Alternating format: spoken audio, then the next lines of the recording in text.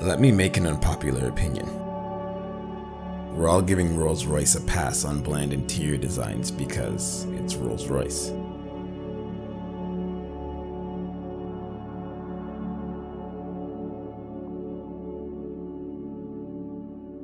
Before we begin, I think it's important to say that we aren't talking about interior quality. When it comes to materials, tactility, touch, and feel, there's no doubt Rolls has the industry covered. We can all agree that Rolls doesn't cheapen out in any area where nearly every other car company does.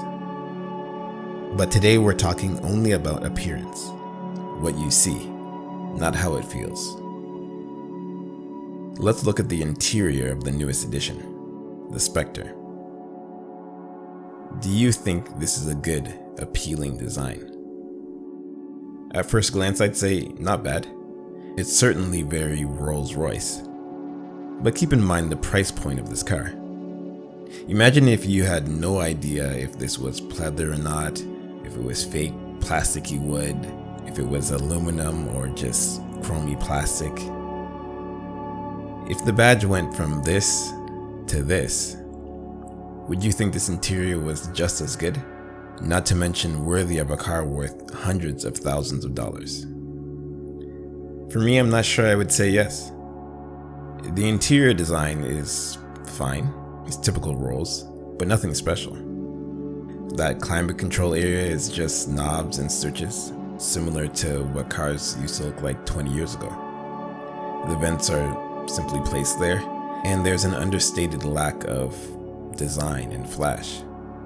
And most likely that's the point. With that badge on the back, a Rolls certainly doesn't need to be flashy and show off.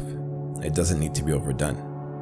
And there's always a hint of yachting or aircraft influence in the design. But the truth is, it all seems very old.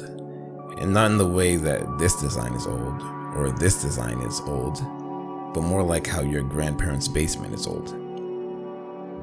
Now, of course, Rolls has to think about their prime demographic, that older generation that wouldn't be caught in a Lamborghini. But I don't think that's an excuse. Another car that makes me think of an older demographic also happens to have what I think is the nicest designed interior, the S-Class. While I'm not part of the anti-hyperscreen camp, I think the standard interior leans more towards luxury as opposed to tech, which is obviously the goal at Rolls. See, if you're gonna add a large screen on the dash, it might as well look like this. I've seen many comments on how Mercedes just stuck a screen on the dash, but to me, this is sticking a screen on a dash, or maybe even this, or this. To me, the Mercedes is clean, it's well integrated. Mercedes didn't just add a major screen and then ignore the rest of the details. It's a perfect balance of luxury and tech. Interesting finishes like that pinstripe wood really elevate an already great design. You swap badges here and your mind would be blown. Even if the S-Class isn't classy enough for Rolls, I think Bentley is doing a better job of showing us how to be luxurious in 2022. Their dashes swoop and cascade around you while still staying far from anything we would call techy or overdone. I think Rolls is stuck in an evolutionary hamster wheel. Designs are evolving, but not really going anywhere. While some might say the exterior design has the same issue, I wouldn't agree. Looking at the first-gen Phantom, then the second-gen Phantom, now to the Spectre, it's clear that Rolls is moving forward, just at a yacht-like pace. Also, this new Spectre is really a great blend of the Rolls Royce heritage while moving nicely into the future. Rolls isn't setting the trend because they just don't care. Look at the side profile. This might be the smallest side windows in a Rolls Royce. It's certainly the sleekest, and to me the most appealing to a new and younger generation of buyers. Also, I think most of their brand identity is in the exterior. If the next gen Phantom looked like a bigger grilled Chrome 7 Series, or S-Class, or LS, I think we'd all be disappointed.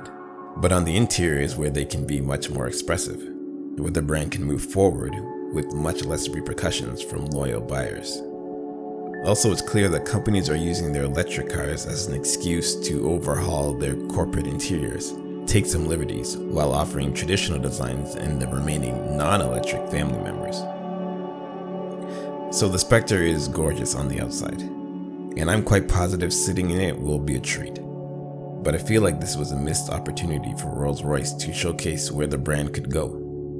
Instead of paving a new future, they continue to look to the past.